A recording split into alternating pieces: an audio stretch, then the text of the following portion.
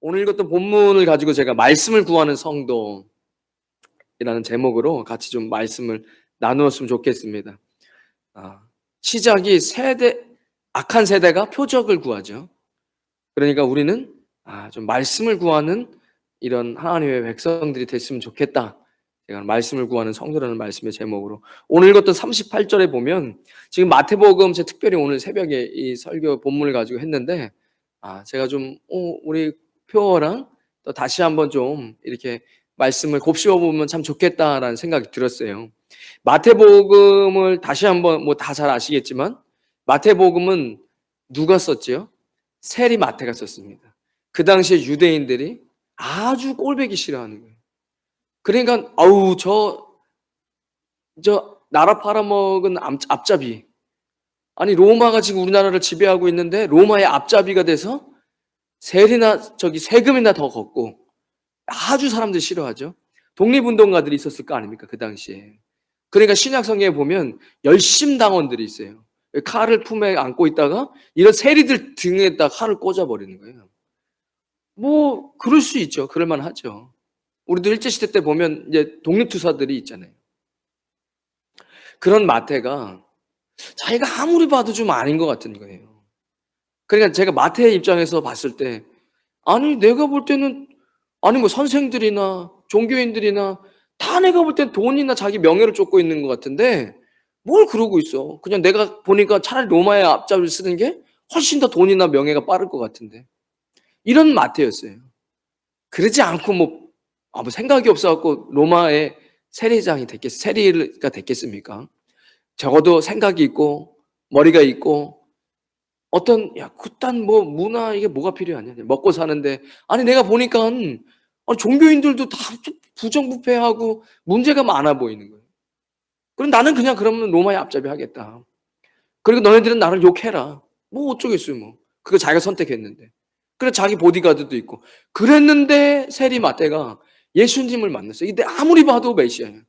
나 같은 사람들이 나를 나라 팔아먹은 세리라고 이야기하는 거 아는데, 그런 예수님이 나를 불러주셨다.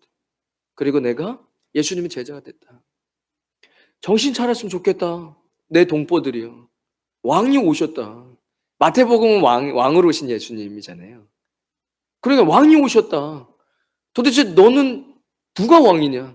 아니 예배드린다는데 도대체 누구한테 예배드리냐? 메시아를 기다린다. 메시아가 이미 왔는데 메시아를 왜 받아들이지 않느냐? 마태는 유대인들에게 이 말을 하고 싶은 거예요. 성령님의 감동으로. 그러면 우리에게는 이거 어떻게 받아들여야 되죠? 아니 교회에 20년 다녔는데 이게 뭐가 중요하냐? 이런 거예요. 우리가 마태복음을 읽으면서, 아니 교회 20년 다녔는데 그게 뭐가 중요하냐? 지금 당신의 삶을 보면 말씀의 능력이 없다. 그냥 습관처럼 교회 나오고, 이거 노력해봤는데 안 돼. 여기까지 하자 하고 멈춰있는 신앙이, 우리는 그걸 잠들었다고 표현하잖아요. 신앙이 잠들었고 나도 해봤는데 안 돼. 그러고 나서는 이제 뭘 하는 사람 보면 그거 그렇게 하는 거 아니야 하면서 누군가를 판단하고, 이 바리새인들, 우리가 좀 바리새인 같아 이렇게 우리가 얘기하잖아요. 사두개인 같아. 이 사두개인들은 정치와 그 로마와도 결탁되어 있고, 정치적으로도 힘을 갖고 있고 종교적으로도 힘을 갖고 있고, 바리새인들은 사두개인과 원래 사이가 좀 안 좋고, 우리는 로마를 거부합니다. 그리고 이 말씀이, 율법이 중요하다 하면서도 율법 위에 또 새로운 뭔가를 계속 갖다 붙여가지고 이런 사람들을 힘들게 하는, 원래 사이가 둘이 안 좋지만 예수님 등장으로 이제 합세해서 예수님을 이렇게 막 받아들이지 않고. 그러니까 우리에게는 신앙생활을 노력해가지고 예수님을 영접한 게 아니라, 하나님의 은혜로 내가 예수님을 알게 됐고 받아들여졌고 하나님 자녀가 됐는데, 어느 순간에 신앙은 예수님만큼 성장을 못하고 노력을 했는데, 우리 노력교가 아니잖아요. 우리는 노력을 해가지고 뭘 이룰 수 없어요. 여러분 잘 되고 싶죠? 저도 잘 되고 싶고 성도님들도 잘 됐으면 좋겠어요. 노력해갖고 되는 문제가 아닙니다. 그러니까 세상에 하나님이 뿌려놓은 법칙에는 땀 흘리고 성실하면 그거에 대한 대가는 바르겠지만, 우리가 노력해가지고 거룩해지고, 우리가 노력해가지고 좋은 기독교인이 되고, 우리가 노력해서 예수님 닮을 수는 없다는 거예요. 근데 어느 순간에 그래서 멈춰서 신앙은 멈춰버리고, 그 마태복음은 우리에게 그런 얘기를 해주고 있는 거죠. 오늘 읽었던 첫 번째 제가 나누고 싶었던 것은, 그때 서기관과 바리새인 중 몇 사람이 말하되, 그러니까 지금 뭐 2000년 전에 서기관 바리새인 우리는 무슨 상관입니까? 그렇게 마태의 관점으로 이것을 나의 말씀으로 읽는다면 어쩌면 우리는 신앙생활을 15년, 20년, 25년을 했지만 어느선가 내가 노력으로 거룩해지려는 게 안 되니까 포기하고 영적으로 잠들어 있는 그 교회는 나오지만 영적으로 잠들어서 예수 그리스도를 닮아가지 못하고 있는 그런 상태인 교회를 오래 다닌 사람들. 말하되 선생님이 우리에게 표적 보여주시기를 원합니다. 이렇게 이야기하는 겁니다. 중요한 것은 이 본문이 이전에 이미 예수님께서 많은 이적을 보여주셨어요. 또 무슨 표적을 바라는 겁니까? 그것은 예수님을 넘어뜨리기 위한, 그 전에 이런 얘기 나오죠. 귀신을 내쫓으면 이 귀신의 왕인가 보다 이러고 앉아있는 거예요. 무슨 표적이야? 귀신을 내쫓으니까 저 바알세불이 귀신의 왕이다 라고 이야기하고, 병을 고쳐주면 안식일에 병 고쳐서 저 돌 맞아 죽어야 돼 이렇게 이야기하고, 이건 지금 현재로 따지면 반대를 위한 반대예요. 아니, 문제를 일으키려고 하는 반대, 뭔가를 더 잘 만들려고 하는 의견 제시가 아니라는 거죠. 오랜 신앙생활을 우리가 새겨야 할 것은 이미 우리의 삶 속에서 예수님이 많은 기적과 이적을 베푸셨다는 겁니다. 여기 누가 예수님의 기적과 이적을 느껴보지 않은 사람이 어디 있습니까? 다 삶 속에서 내가 그때 그 어려움 속에서 내가 예수님이 나에게 은혜 주셨지. 제가 다리 수술할 때 분명히 의사가, 정형외과 의사 선생님이 이거 다리 똑바로 못 걷습니다. 골반뼈는 평생 지탱해 줘야 될 뼈인데 이 부러져가지고 쇠 2개 받고 이거 똑바로 못 걷습니다. 장애인 판정 나옵니다. 그런데 안 나왔어요. 그리고 저는 잘 걷게 됐어요. 그래서 제가 이건 어떻게 잘 이렇게 수술이, 이러면서 말을 얼버무리시더라고요. 저는 이제 제대할 줄 알았는데 제대가 안 됐어요. 제가 중환자실에서만 3개월 있었습니다. 수술이 8시간 수술했어요. 그 정형외과 군의관이 이거 너 전역해야 돼, 장애인 판정 나오고. 그런데 저는 수술이 잘 됐다고 하면서 얼버무리더니 쿠생활 다 마치고 병장 제대했어요. 그것도 저의 개인적으로는 하나님의 기적이었고 은혜였어요. 그 안에서 하나님께서 회복시켜 주셨던 것들이 많이 있었고,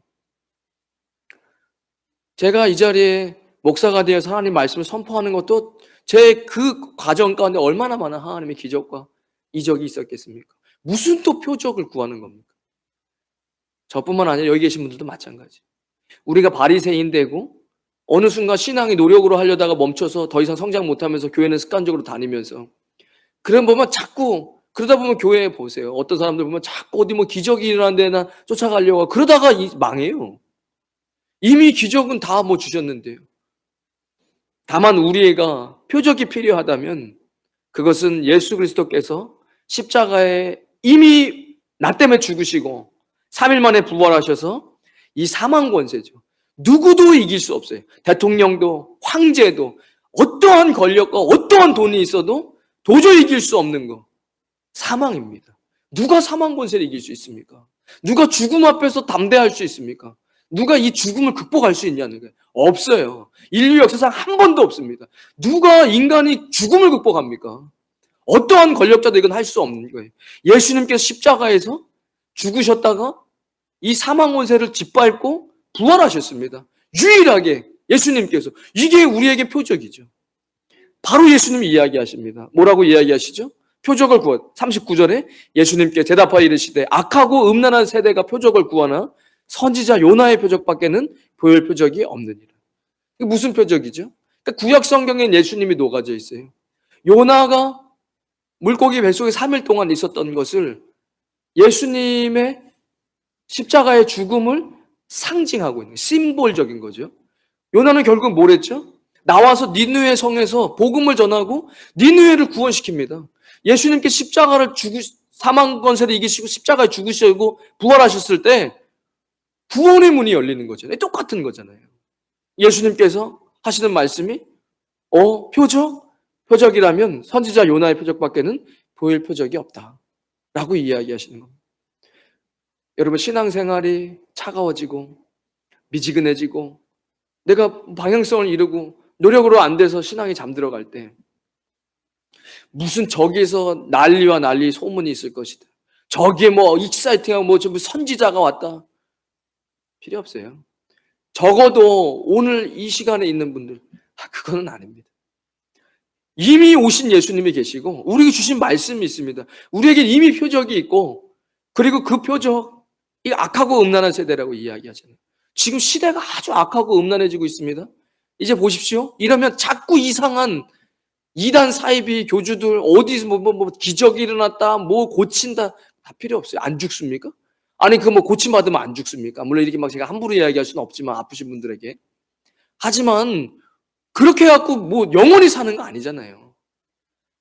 우리에게 표적은 요나의 표적.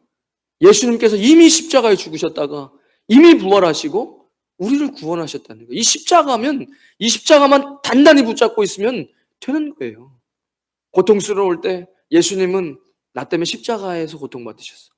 그러면 내가 그 십자가 바라보면 넉넉히 이길 수 있고, 어떠한 상황에서도 십자가 바라보면 넉넉히 이길 수 있는 거죠.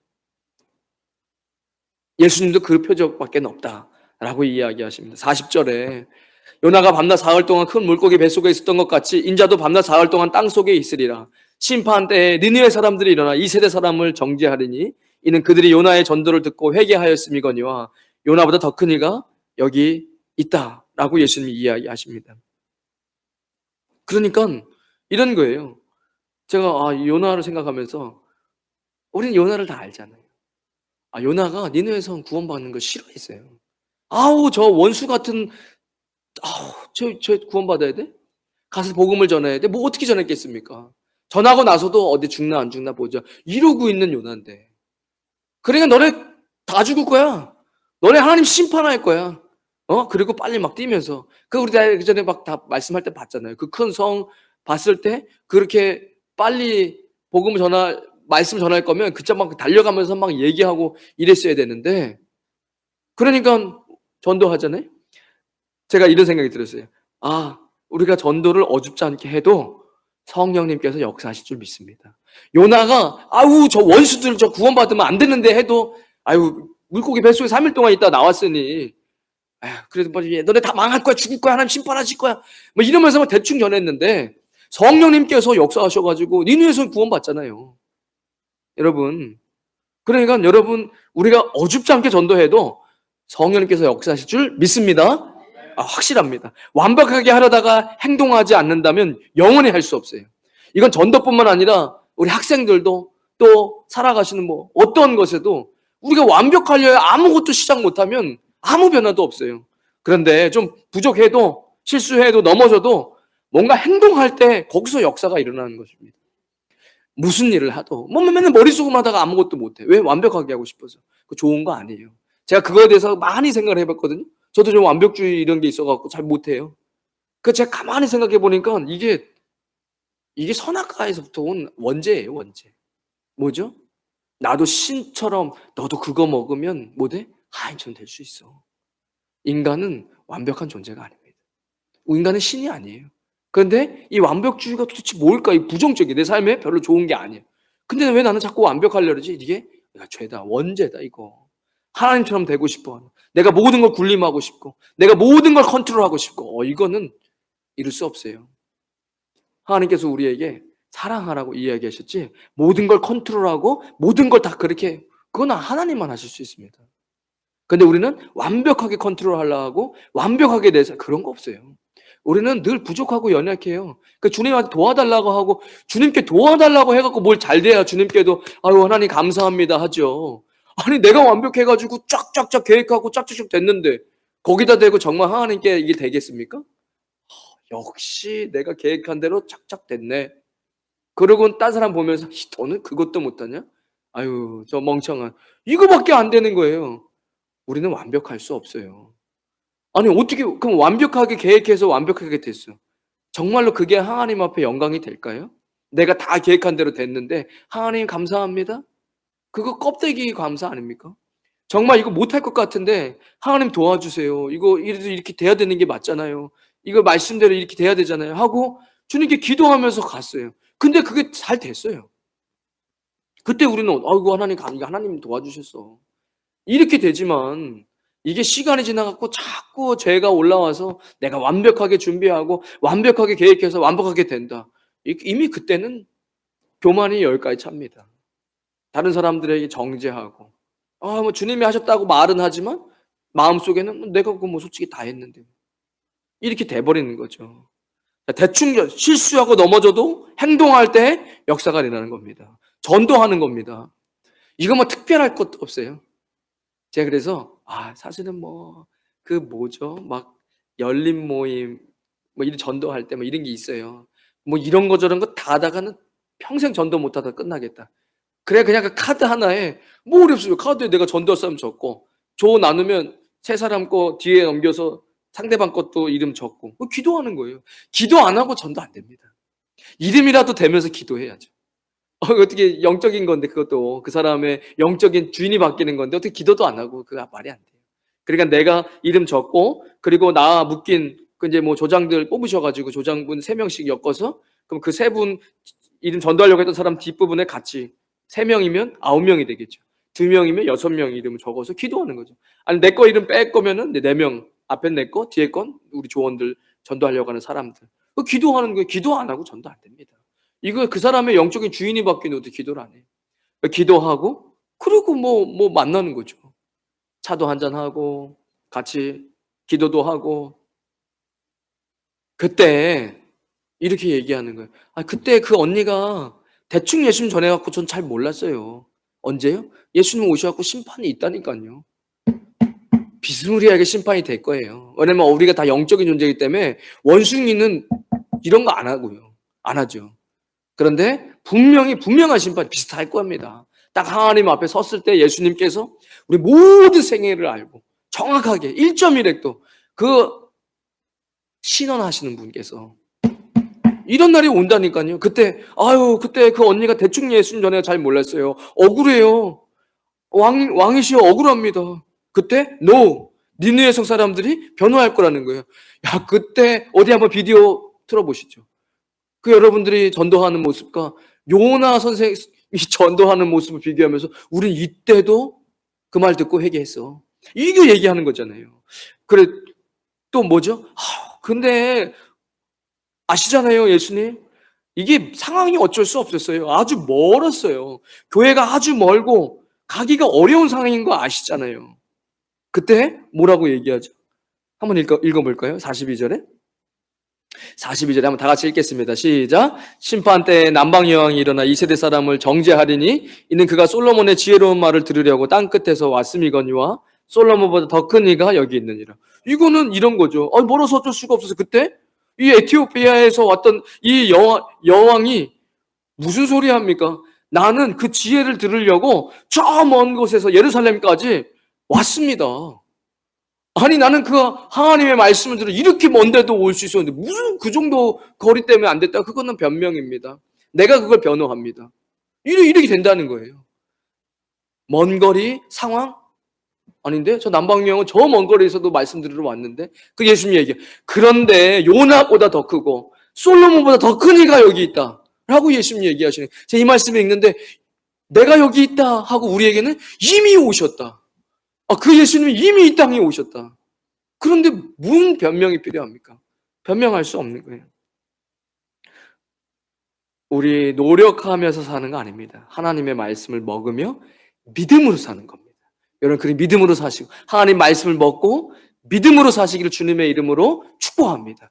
굉장히 중요합니다. 우리 성도들, 거룩한 하나님의 백성들은 세상의 방법으로 사는 거 아니라는 걸 제가 깨달았어요.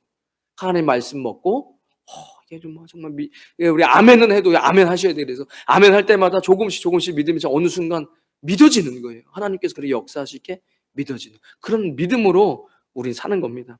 오늘 사실 제가 나누고 싶었던 중요한 말씀은 이 43절에 더러운 귀신이 이렇게 예수님이 얘기하시고 그러니까 지금 요 본문 우리가 읽었던 요 본문의 지금 시작은 신앙생활 오래 했는데 뭔가 내가 뭐 다 성경 다 알고 있는 것 같고 본문 보면 목사님 무슨 설교할지 대충 알고 그런데 사실은 내 삶에 능력이 없는 기쁨이 없는 뭔가 이런 그런데 재밌는 건 정말 말씀을 계속 듣고 뭐 예배 자리에 있고 이러면 조금씩 변한다니까요. 가정도 조금씩 변해요. 그런데 그렇지 않은 그런 신앙생활을 하는데 이거 뭐 능력은 사라지고 그냥 종교를 활동을 하면서 누군가를 정죄하고 판단하면서 내 삶은 자꾸 드라이해지는 그럴 때 제가 첫 번째 그런 자꾸 이제 나중에 악한 세대에 자꾸 어디서 뭐 표적 기적이 일어났다 뭐 그런 게 중요한 게 아니라니까요. 뭐 병 고쳤다 그냥 병원 가세요. 지금 같은 악한 세대에 어디 뭐 기적 쫓아다니다가 영혼 다 날아가고 다 후킹 당합니다, 진짜. 별 이상한 사람 너무 많아요. 그리고 이거 이제는 좀 글쎄 이제는 좀 알 때가 되지 않았나 모르겠어요. 이미 미국에서, 이미 한국에서도 이미 다 예전에 그런 문제됐던 게 역사는 반복되더라고요. 똑같이 또 뭐 혼자 무슨 센세이션 일으키는 것처럼 마치 막 하늘에서 내려온 목사 선지자인 것처럼 막 행동하면서 막 슉슉슉 하고 이거 이미 80년대에 다 끝났던 거 캐나다에서 이미 다 했던 건데 그걸 또 하고 있는데 젊은 세대는 왜 저걸 따라다니까 보니까 이제 또 시대가 또 변해 가지고 타로 좀 치고 또 뭐 주술하는 만화 영화 보면서 자라왔던 20대 30대가 또 그런 거에 호흡하는 거예요. 예전에는 또 뭐 과학 시대라 그래 가지고 예수 못 믿게 했다가 지금은 누가 과학적인 거 요즘에 과학적인 거 좋아하는 시대 아니에요, 젊은 애들. 요즘 젊은 애들은요. 되게 영적인 거 좋아합니다. 그렇게 이미 많이 들어가 있어요. 브레인워시 돼 가지고. 그러니까 또 막 슉슉슉 뭐 이런 거 하고 막 이런 데 또 막 젊은 애들이 아주 막 빠져가고 있더라고요. 그거 이미 다 끝난 거를 또 그러고 있는데도 너무 안타까운 거죠. 왜죠? 악한 세대는 뭐를? 표적을 구하는데 이 음란한 세대가 표적을 구하나 보여줄 것은 요나의 표적밖에 없다는 거예요. 제가 그거 얘기 드렸고 두 번째는 이 전도해야 된다. 하나님 말씀대로 살아가야 된다. 오늘 이 말씀을 구하는 성도 더러운 귀신 사람에게 나갔을 때 물 없는 곳으로 다니며 쉬기를 구하되 쉴 것을 얻지 못하고 이에 이르되 내가 다 아는 말씀 안 읽겠습니다. 이게 너무 잘 아는 말씀이니까. 그러니까 지금 이런 시대에 또 신앙생활은 그렇게 풀 죽어가고 바리새와 가고 내 안에 능력은 없고 교회는 습관처럼 나오고 거기서 만난 사람들과 그냥 희희낙낙 인포메이션도 듣고 이렇게 그냥 취미생활로 신앙생활이 되어버린 그런 거 조심하라고 여기 이제 나오지만 그럴 때 예수님이 딱 이 얘기를 하시는 거예요. 더러운 귀신이 사람에게서 나갔을 때 물 없는 곳으로 다니며 쉬기를 구한대요. 물 없는 곳으로. 왜 이런 얘기를 할까요? 아니 신앙생활을 해보려고 하다가 그렇게 잠들어 버리면 이전보다 더 악하게 될 수 있죠. 여러분 지금 여기 계신 분들은 너무 귀하고 훌륭한 성도님들이시지만 한번 생각해 보자고요. 우리가 이미 신앙의 경험이 있으니까 이미 여기 계신 분들 신앙 다 합치면 300년도 넘어 보여요. 제가 볼 때. 근데 우리 이런 거 다 봤어요. 교회를 나오셨는데 뭐 한 3년 정도 나오셨나? 여기 진짜 한 300년 되잖아요. 신앙생활 한 횟수 다 합치면. 그런데 그분이 뭐 좀 교회에 대해서 좀 아는 것 같다 하다가 시험 들어가지고 교회를 안 나와. 그리고 나서 그분이 생각은 뭔지 아세요? 내가 교회 다 안다. 내가 성경 다 안다. 나 교회 다 알아. 교회 가자고. 예수님 믿자 그러면 내가 교회 다 알아. 성경 다 알아. 열심히 하세요. 아저씨 열심히 하세요. 아유 아줌마나 열심히 다니세요. 이렇게 된다니까요. 그분 다시 구원하기 어려워요. 쉽지 않아요. 왜죠? 이 예수님이 그런 얘기하는 거예요. 지금같이 이런 지금 마태복음에 그런 베이스를 가지고 마태복음을 읽는데 그렇게 돼버린 사람이 예수님 뭐라고 비유가 아니죠. 예수님 말씀 진리니까 귀신이 이 사람에게 나갔다는 거예요. 그런데 우리가 볼 때는 그게 이제 예수님 완전히 믿는 거 아닌데 저게 예수님 그분 다 예수님 정말 다 믿은 것도 아니고 정말 다 아는 것도 아닌데 저분 교회에 대해 잘 모르는데 예수님에 대해 잘 모르는데 신앙생활 정말 그런 거 아닌데 광야의 시간도 있고 내가 정말 말씀으로 젖어들고 말씀의 능력도 체험하고 이래야 되는 건데 그거 조금 하다가 나 교회 다 알아. 이거 아니잖아요. 우리는 이제 알죠. 근데 예수님이 이렇게 얘기하시는 거예요. 귀신이 그 사람 나갔어. 그런데 물이 없는 곳으로 다니며 쉬기를 원해. 마귀가. 그런데 쉴 곳을 얻지 못하고 이에 이르되 내가 나온 내 집으로 다시 돌아가야 되겠다. 그리고 이전 형편이 나빠지는 거잖아요. 아까 제가 좀 전에 말씀드린 것처럼. 그리고 이전 형편이 더 안 좋아지죠. 뭐 교회를 막 신랄하게 비판하고 욕하고 뭐 교회 예전에 교회를 안 갈 때는 그 정도까지는 아니었는데 뭐 이런 걸로 비유를 들 수 있는데 여기서 물이라는 단어가 히브리어로 마임입니다. 마임. 근데 이 마임은 말씀을 이야기해요. 이는 곧 물로 씻어 말씀으로 깨끗하게 하사 거룩하게 하시고 에베소 5장 26절에 그러니까 우리가 물은 성경에서 되게 중요한 거예요. 우리가 세례를 물로 세례를 받죠. 성령으로 세례받고 그런데 물은 사람을 깨끗하게 하죠. 그리고 우리는 물속에 살 수 없어서 세례받을 때 우리의 육신은 죽었다 하는 증거예요. 내가 세례받을 때 나는 죽었습니다. 물속에서 더 이상 숨 쉴 수 없어 죽습니다. 더러운 게 씻깁니다. 물속에서. 그리고 물 밖으로 나올 때 내가 번원에게 다시 태어났습니다. 이런 의미, 물에는 그런 의미, 세례는 그런 의미가 있지만 이 물은 말씀을 상징한다고요. 곧 물로 씻어 말씀으로 깨끗하게 하사 거룩하게 하시고 또 요한복음 7장 38절에도 누구든지 목마르거든 내게로 와서 마셔라. 나를 믿는 자는 성경의 이름과 같이 그 배에서 생수의 강이 흘러나오리라. 이 물을 의미하는 거죠. 시편 29편의 여호와의 소리가 말씀이죠. 여호와의 소리는 말씀을 이야기. 여호와의 소리가 물 위에 있도다. 영광의 하나님이 우레소리를 내시니 여호와의 많은 물 위에 계시도다. 창세기 1장 2절에도 땅이 혼돈하고 공허하며 흑암이 깊음 위에 있고 하나님의 영은 수면 위에, 이 마임입니다. 수면 위에 운행하십니다. 그러니까 어거지 해석은 아니죠. 이 마귀가 물 없는 곳으로 물 없는 곳에 나는 쉬고 싶은데 그러니까 말씀이 없다는 거예요. 이 사람이 신앙생활에 말씀이 없어. 말씀 없는 곳에서 나는 좀 쉬고 싶은데 말씀이 있는 곳에서는 쉬기가 어려워. 구하되 쉴 곳을 얻지 못해. 이런 말씀이 중요한 겁니다. 우리가 이전부터 계속 좀 오래 계속 말씀 얘기하니까 예수 그리스도 로고스의 말씀, 그 말씀이 이 땅에 오셨고 하나님이 곧 말씀이고 하나님이시고 그러니까 예수님이 있는 곳에 어떻게 마귀가 들어갑니까? 중요한 거예요. 신앙생활이 왜 잠들고 왜 이렇게 비어져 있는데 다시 마귀가 들어오냐? 말씀이 없으니까. 말씀이 없다. 예수님이 없으니까. 그러니까 그것은 그 행위 자체가 종교죠. 교회를 나오지만 그 사람 안에 말씀이 없다는 거. 예수님이 없다는 거. 예수님 없이 교회 다니는 건 종교 활동이죠. 자기 유익을 위해서 종교 활동하는 거죠. 사람 만나고 정보 얻고 친구 만나고. 이미 생활 외로우니까. 그러니까 더러운 귀신이 사람에게 나갔을 때 물 없는 곳으로 다니며 쉬기를 구하되 쉴 곳을 얻지 못했다. 이에 이르되 내가 나온 내 집으로 돌아가리라 하고 보니 그 집이 청소되고 비어있어. 뭐가 없어요? 말씀이 없어요. 그러니까 이전보다 더 망가지는 거죠. 그걸 어떻게 비유로 드냐? 아까 제가 말씀드린 거죠. 교회에서 대충 그렇게 신앙생활 어설프게 예수님 잘 알지도 못하면서 그러다가 시험 들어 나가면 내가 아저씨 교회 말씀 가세요. 나 다 알아요. 교회 다 알아요. 말씀 다 알아요. 예수님 알아요. 이렇게 돼버리는 거예요. 여러분 오늘 말씀에 악한 세대, 성경은 악한 세대가 표적을 구한다 라고 이야기는 저는 말씀을 구하는 성도, 이 악하고 심판이 다가오는 세대입니다. 그냥 뉴스만 봐도 그게 느껴져요.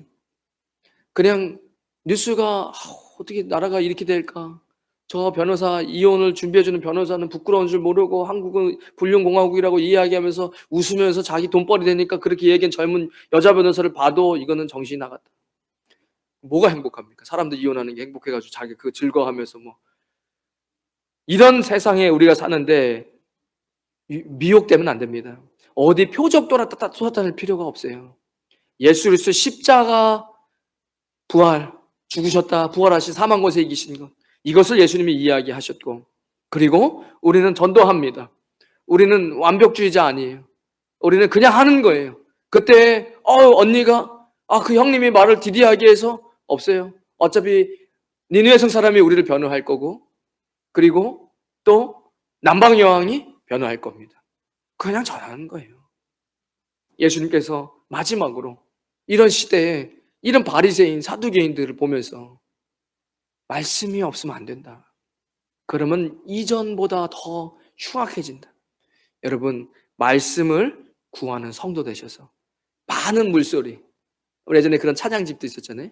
하나님의 많은 말씀이 아름다운 물처럼 충만하셔서 올 한 해 말씀으로 승리하시는 저 여러분 되시기를 주님의 이름으로 축원드리겠습니다. 하나님 감사합니다.